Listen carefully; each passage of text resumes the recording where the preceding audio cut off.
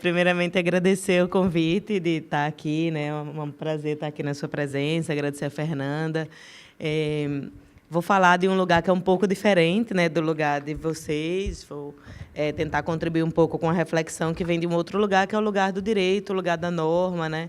E que, para a gente, tem uma interseção muito importante, e a gente tem tido muitos debates junto com os psicólogos. Tive a oportunidade de fazer um debate no CFP há um tempo atrás, por conta justamente, inclusive, da tentativa de interferência, né, das normas jurídicas na atuação dos psicólogos e psicólogas. Então, eu queria falar um pouquinho sobre isso. Mas, para começar, então, eu queria falar com vocês sobre essa questão do que é laicidade, né, na minha perspectiva, claro. Existem milhares de perspectivas diferentes.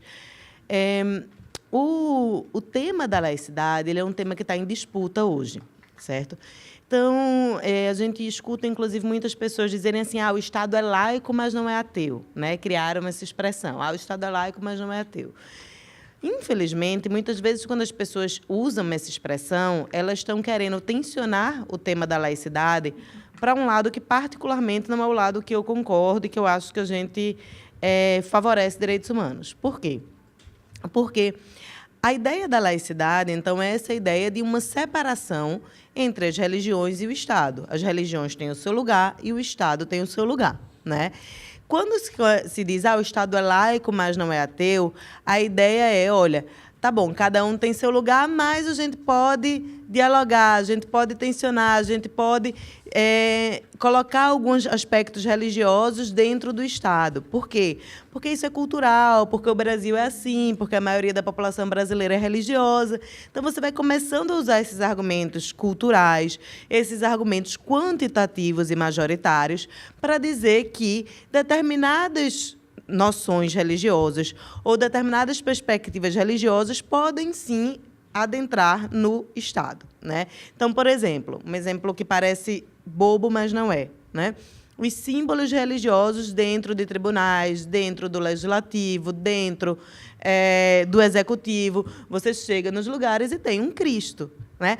Mais 86,6% da população, segundo o censo do IBGE, é cristã. Tudo bem, mas então 13,4% não é. Então, eu não posso fazer isso. Não existe isso, né? Então, esse é um primeiro ponto que eu queria assim, trabalhar. A gente tem que debelar essa noção que tem tentado forjar hoje, que eu gostei quando você usou a expressão lógica do inimigo, né? Mas também não é só, inclusive, essa lógica do inimigo, mas é a lógica da maioria, né? Essa lógica da maioria que se criou hoje é assim: a democracia é o governo da maioria.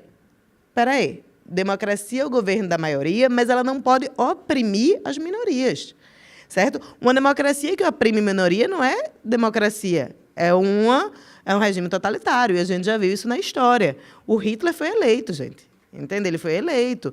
Depois ele continuou lá, fez, né, várias coisas, já exercendo, assim, se excedendo do mandato dele, mas ele foi eleito. E, quando ele foi eleito, algumas, né, daquelas ideias totalitárias, algumas daquelas ideias de perseguição, inclusive aos judeus, já estavam lá, já estavam na plataforma dele. Tá? Então, obviamente, ele não dizia que ia fazer o que ele fez, matar 6 milhões de pessoas. Claro que ele não falava isso. Mas ele já tinha uma plataforma totalitária, ele já tinha uma plataforma segregacionista. E ele foi eleito, né? E, quando ele foi eleito, o que foi que ele fez? Ele aprovou no parlamento, certo? Eu gosto de dar muito esse exemplo para vocês verem como isso é forte. Ele aprovou no parlamento uma emenda constitucional que dizia o seguinte: a partir deste momento, eu posso, né, como Führer, tomar decisões, mesmo que estas decisões contrariem a Constituição. Ou seja, ele matou a Constituição naquele momento, né?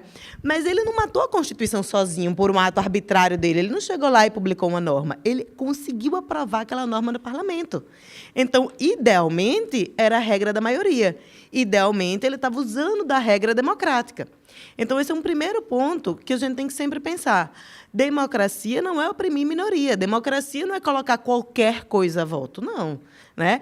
Numa democracia, você tem que proteger o quê? Você tem que proteger direitos humanos, direitos fundamentais.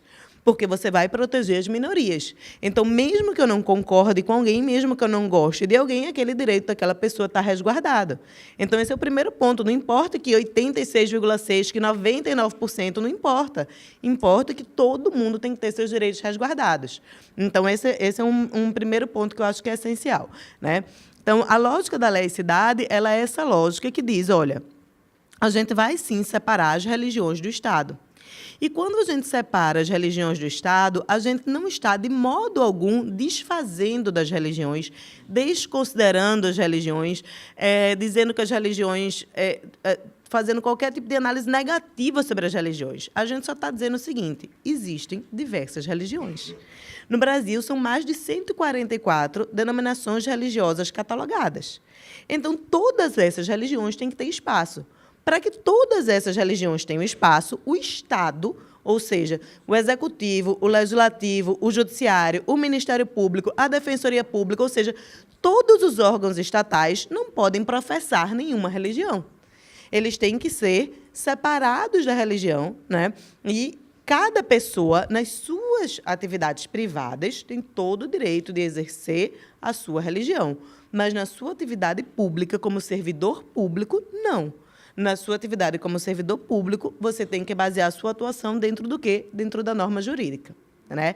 Então, esse é um ponto essencial. Então, esse slogan, né, o Estado é laico, mas não é ateu, na verdade, muitas vezes ele esconde isso, ele esconde essa ideia de que se quer dizer, não, por conta de uma questão cultural, eu vou aceitar determinadas interferências religiosas. Não, eu não vou aceitar, porque ao aceitar a interferência de uma religião, eu estou automaticamente desprivilegiando as outras. E eu não posso fazer isso.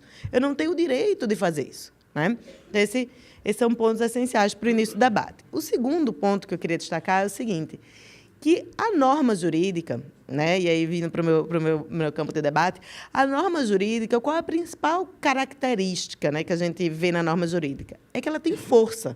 Ela tem força, ela se impõe. Eu não posso dizer, eu não quero fazer isso. Não, se está na norma, eu vou ter que fazer. Né? Então, se está na norma que eu tenho que pagar tanto de imposto, eu vou ter que pagar. Se eu não pagar, eu vou ser punida porque eu não paguei. Se está na norma que eu não posso ter uma determinada conduta e eu tiver aquela conduta, eu vou ser punida. Né? Então, a principal característica da norma jurídica é que ela se impõe pela força. O Estado pode nos forçar a cumpri-la. Portanto, ela tem que ser geral. Ela tem que poder ser aplicada para todo mundo. Ela tem que se basear em perspectivas que possam ser ampliadas para a totalidade das pessoas. Então, eu não posso fazer uma norma jurídica com base em convicções de religiões que vão, digamos assim, segregar uma parcela das outras pessoas, uma parcela das pessoas que professam outras religiões ou que não professam nenhuma religião. Né? A norma jurídica ela tem uma base diversa, porque ela tem que valer para todo mundo. Então, eu não posso fazer uma norma que diga que um determinado comportamento, uma determinada vivência, ela é proibida, porque isso é proibido na minha religião. Não. Eu posso proibir na minha religião, na minha igreja, no meu centro, onde for que eu professe a minha religião, eu posso dizer, olha, esse tipo de comportamento para os fiéis dessa religião não é tolerado. Este tipo de pensamento não é tolerado. Agora, para a norma jurídica, não. Porque a norma jurídica tem que valer para todo mundo. Né? Então, e a norma jurídica, gente, quando ela vai interferir na vida da gente, ela tem que ter uma justificativa para isso.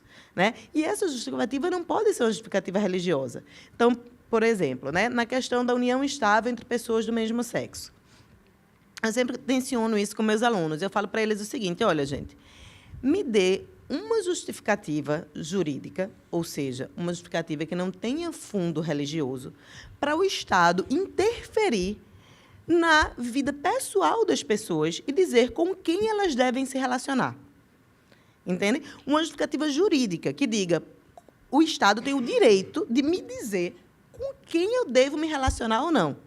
Eu não consigo achar essa justificativa jurídica. Eu acho que há justificativas religiosas, e aí tudo bem, tem o espaço delas, mas não é uma justificativa jurídica. Então, eu não posso criar uma norma com base nisso. Eu não posso dizer que, olha, as pessoas não podem se casar com determinadas pessoas porque eu acho que elas não podem. Não existe justificativa jurídica para isso. Né? Então, esses são pontos, assim, logo de início, para a gente começar um debate sobre isso. E hoje, infelizmente, esse debate está muito tensionado, porque isso não tem sido visto, né? Isso tem sido camuflado. A gente tem o tempo todo, na verdade, visto proposições de normas jurídicas que tendem a tensionar com esse debate de modo, ao meu ver, negativo, né? Então, você tenta criar normas jurídicas, por exemplo, como o Estatuto da Família, você tenta criar normas jurídicas como o Estatuto Jurídico da Liberdade Religiosa. Todos esses são projetos de lei. São projetos de lei que, quando você vai ler, o objetivo deles, o fundo deles, é um fundo religioso, não é um fundo jurídico, né? Você tenta criar projetos de lei que vão trabalhar essa ideia de que não se pode falar de uma ideologia de gênero, né? Se criou essa ideia, não vou entrar muito, porque isso daí acho que já vai ser mais o seu debate, mas, assim, se criou uma ideia de que existe uma ideologia de gênero e qualquer coisa que eu falar de gênero vira proibido, né? Então, para vocês verem como o negócio chegou a níveis alarmantes. Quando foi haver o debate no Congresso Nacional sobre o Plano Nacional de Educação, foi um debate muito tenso, porque o plano já estava atrasado, não se conseguia aprovar. Os profissionais de educação precisavam do plano para trabalhar, queriam um plano. E não se conseguia aprovar porque tinha, dentro do Plano Nacional de Educação, dizendo que se deveriam trabalhar questões relacionadas a gênero, raça e discriminação sexual. Discriminação por orientação sexual.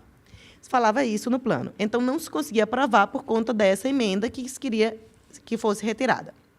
E as pessoas foram para lá, o movimento LGBT foi para lá, o movimento de mulheres foi para lá, e os movimentos religiosos foram para lá também. Então, estavam todos lá. E as pessoas tinham placas, assim, né, escritas, dizendo assim, gênero não. Como assim gênero não? Virou um tabu. Gênero, falou gênero não. Como assim gênero não? E aí tinha uma pessoa do movimento LGBT do meu lado que falava assim, então eu concordo, gênero não. E ficava brincando com isso, porque ele falava, então tá, eu também, eu quero questionar o gênero, eu quero questionar essa construção. Porque ficou um negócio, né, assim, muito pesado. E aí o que aconteceu? Foi retirado do plano. Mas vejam isso. Numa perspectiva jurídica, você não falar não quer dizer que está proibido de ser feito, certo? Porque a regra do direito é a seguinte, nós particulares, digamos assim, podemos fazer tudo que não é proibido. Então, quando eu não falo, eu não estou proibindo. Eu estou simplesmente não tratando do assunto. É ruim não tratar? É muito ruim. Foi uma perda. Mas não é proibido. Juridicamente, não é proibido. Porque, juridicamente, seria proibido se tivesse dito lá que é proibido. Entende? A regra é o particular pode fazer tudo que não é proibido e o Estado só pode fazer o que é permitido. Essa é a regra básica do direito, né? Então, não estava proibido. Mas foi sendo retirado. 8 estados retiraram do plano estadual qualquer menção a gênero. Os municípios foram tirando. Então, teve municípios, gente, que deu Ctrl+L, sabe, assim, nos documentos, e aí tinha assim, escrito gênero alimentício, tira. Como assim tira gênero alimentício? Tiraram. Não pode escrever gênero, entendeu? Não pode escrever gênero. Eu juro a vocês, isso é uma pesquisa séria feita. Tiraram gênero alimentício. Aí, outro tinha assim, gênero musical, também tiraram, não pode, gênero musical também não. Então, assim, virou um negócio assim, você falar gênero, né? Não, isso não é democracia, isso não é democracia, né? Então, assim, isso a gente tem que ver com muita seriedade, porque, imagine. E aí, você veja, o direito sendo usado dessa forma. Há umas 2 semanas, aconteceu de uma deputada no Distrito Federal pedir a um colégio explicações porque uma professora tinha passado um trabalho para uma aluna, né, para os alunos, não para uma aluna, para os alunos de sala, que envolviam homofobia. E ela foi pedir explicações a isso, porque ela disse que estaria proibido a professora fazer isso. E o colégio deu uma resposta muito boa, dizendo que não era proibido, né? Não era proibido, não tinha dito em nenhum lugar que era proibido, o que se tinha era o não falar, mas não tinha a proibição. Então, essa resposta foi muito boa. Mas vocês imaginem isso acontecendo no Distrito Federal. Agora, vocês imaginem isso acontecendo numa cidade de 15 mil habitantes, de 10 mil habitantes, de 5 mil habitantes. O professor não fala mais. Então, uma coisa que eu tenho notado é que, assim, a norma jurídica, ela só vira, digamos assim, ela só impõe quando ela é norma jurídica, ou seja, um projeto de lei ele não tem força alguma. O projeto de lei não tem força alguma. O que tem força é a lei, é quando você aprova aquela lei, né? Infelizmente, hoje em dia, você faz debates no nível de um projeto de lei e eles parecem que tem mais força do que a Constituição. Entende? Porque eles começam a ter uma força social que parece que tem mais força que a Constituição, que diz que o Estado é laico. Então, isso é muito bizarro, falando do meu ponto de vista, juridicamente falando. Porque você está dizendo que algo que não devia ter nenhum poder jurídico passa a ter mais poder do que a própria Constituição. Veja que situação, né? E isso tem acontecido ordinariamente, né? Cotidianamente. Uma outra coisa que tem acontecido é que se começou a divulgar por algumas matrizes religiosas fundamentalistas, uma ideia de que, se o professor falasse em sala de aula determinados temas, ou seja, isso pode ser ampliado para professor, mas pode ser ampliado para várias outras profissões, né? Esse professor deveria receber dos pais uma notificação extrajudicial. Então, o pai ou mãe é instruído a ir num cartório, fazer uma notificação, tem todo uma instrução feita na internet, eles colocaram, com os termos, com tudo, para que a pessoa possa ir lá fazer isso. Ou seja, isso assusta o professor, entendeu? Assusta. Imagina um professor numa escola lá, no interior, nem em qualquer lugar, mas eu estou dizendo assim, no interior, que tem ainda mais dificuldade, muitas vezes, de informação, de acesso a determinados poderes públicos, recebe a notificação. Fala, eu não vou me meter nisso, eu não vou ficar criando problema para mim. Sabe de uma coisa? Tá bom, eu não vou mais falar nisso, não. E aí você não vai mais falar em violência doméstica, e aí você não vai mais falar em homofobia, e aí você não vai mais falar em um monte de coisas que são essenciais para justamente termos uma sociedade que respeite direitos humanos, termos uma sociedade cidadã, né? Então, esse é um outro ponto. E aí, para fechar, eu queria falar um pouco da minha experiência nessa relatoria.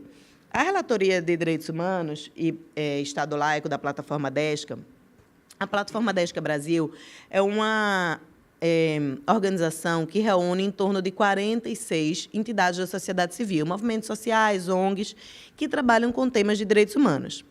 E, agora, anualmente, são escolhidos relatores para determinados temas. Então, hoje, a gente tem a Relatoria de Direitos Humanos do Estado Laico, que eu estou acabando o mandato agora, e temos uma Relatoria de Povos Indígenas.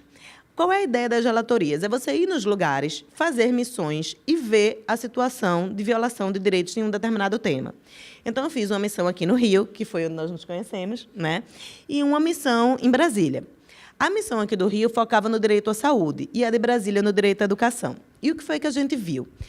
Que aqui no Rio foi aprovada uma lei, né, com a desculpa, e aí isso, para mim, mais uma vez, a questão jurídica, né, é muito forte, com a desculpa de que se estava com a aprovação daquela lei resguardando um direito fundamental, que é o direito à objeção de consciência. Então, qualquer pessoa tem o direito de dizer, eu não vou praticar um determinado ato, porque isso fere a minha consciência, né? Com essa desculpa, se aprovou uma lei na Assembleia, na LERJ, que dizia que as pessoas poderiam fazer isso, inclusive servidores públicos. E aí, o que é que acontece? Você passa a ter a possibilidade do servidor público se negar ao atendimento às pessoas. Então, imagine, você vai a um médico e o médico diz, não, eu não vou te atender. Né? Você chega no hospital e o enfermeiro fala, eu não vou te atender. Você chega na qualquer, né, órgão público e a pessoa te nega atendimento. Isso é algo muito complicado, né? E esse debate é um debate que tem sido travado e trazido pelo fundamentalismo religioso. Nos Estados Unidos, infelizmente, fundamentalismo religioso cristão, né? Eu gosto de ressaltar muito isso porque não tem nada contra os cristãos, né? Conheço vários pastores, inclusive pastoras excelentes, que defendem a perspectiva da laicidade do Estado. Pastores, pastoras, padres, que defendem a perspectiva da laicidade do Estado. Mas, né, o fundamentalismo cristão tem feito isso. E eles têm feito esse debate nos Estados Unidos e têm trazido para cá. Então, tem vários projetos de lei desta forma nos Estados Unidos e agora estão surgindo os projetos aqui. E o Rio foi o primeiro a aprovar. Então, o que é que acontece? A gente recebeu denúncias de pessoas que chegaram, por exemplo, um homem chegou no hospital com guias religiosas de branco numa sexta-feira e a enfermeira falou, não vou te atender. Entende? Então, imagina a gravidade disso, né? Então, qual foi a nossa perspectiva que a gente defendeu? Olha, sinceramente, essa lei me soa inconstitucional, né? E a gente ia ter que fazer um grande debate sobre isso, mas me soa inconstitucional. Se não tem uma solução aqui agora para a gente revogar a lei, porque vejam só esse detalhe, a lei foi aprovada na Assembleia Legislativa, o governador vetou e voltou para a Assembleia, e a Assembleia aprovou. A Assembleia derrubou o veto. Então, eu conversei com alguns deputados, né, com a assessoria de alguns deputados, e pedi, olha, pelo menos façam um projeto alternativo, foi feito, está tramitando, que diga assim, olha, a pessoa pode objetar da consciência, contanto que, naquele mesmo momento, um outro profissional faça o atendimento, sem que isso gere nenhum constrangimento para a pessoa que vai ser atendida. Então, pelo menos isso deve ser garantido. E outra coisa, que seja colocado, inclusive, um aviso sobre isso em todos os lugares, para que as pessoas saibam que, se for negado, ela tem o direito, sim, ao atendimento. Não pode ser assim, daqui a 2 meses você volta aqui. Não. Tem atendimento na hora, né? Por outro profissional de mesma competência e sem nenhum tipo de humilhação. Então, que tem um aviso falando sobre isso, e nesse aviso tem o telefone da Defensoria Pública, ou seja, tentar resguardar ao máximo para que a pessoa tenha seu direito garantido, porque, né? E no Distrito Federal, as denúncias que a gente recebeu em relação ao direito da educação, a maioria foram de professores, que estavam justamente se sentindo tolhidos em sala de aula por conta desse tipo de atuação, de dizer que você não pode falar disso, não pode falar daquilo, não pode, né? E isso tudo por força de interferência religiosa. Então, para finalizar, eu queria dizer a vocês isso, que, assim, esses debates, que são debates muito do mundo jurídico, mas eles estão sendo trazidos hoje para todas as profissões, né? Eles são essenciais hoje para todas as profissões. E ele surgiu de modo muito forte lá atrás, justamente numa relação com vocês, que foi o debate, né, sobre a suposta cura gay, né, que gerou projetos de lei no Legislativo, que foram defendidos. Um deles foi aprovado na Comissão de Direitos Humanos da Câmara dos Deputados, né? Isso não faz ele ter força nenhuma, ele continua sendo um projeto de lei. Na verdade, se não me engano, esse próprio foi até retirado pelo autor, mas tem um outro agora tramitando. Mas é muito grave, é um símbolo muito grave, né? Você aprovar um projeto de lei que interfere num conselho profissional, numa resolução de um conselho profissional, para dizer o que o conselho profissional pode ou não pode fazer. E esse projeto, na verdade, tecnicamente falando, o nome é Projeto de Decreto Legislativo, né? Esse projeto ele é um de vários que querem interferir em decisões do CNJ, em decisões do STF. Tem vários projetos desse, todos bancados por motivos religiosos, né? Então, enfim, o que eu queria trazer de mensagem é isso, que a norma jurídica e que o direito e que o Estado, né, eles atendem a uma lógica diversa da lógica religiosa. Então, a laicidade é, sim, a separação entre igreja e Estado, entre religião e Estado, seja que religião for. O Estado pode colaborar, pode usar das igrejas no sentido de colaboração como a igreja, as igrejas em geral, cristãs, né, no Brasil, que uma parte é cristã, tem uma grande capilaridade. Então, eu posso, por exemplo, pedir à igreja que distribua panfletos sobre o Zika. Posso, né? Porque é uma colaboração de serviço público para que as igrejas, com a sua capilaridade, me ajudem a difundir uma informação pública. Agora, eu não posso nunca fazer um panfleto baseado num dogma da igreja, né, pelo Estado, para que o Estado distribua. Aí já não, né? Porque aí é a interferência da igreja no Estado, e isso não é permitido constitucionalmente, né?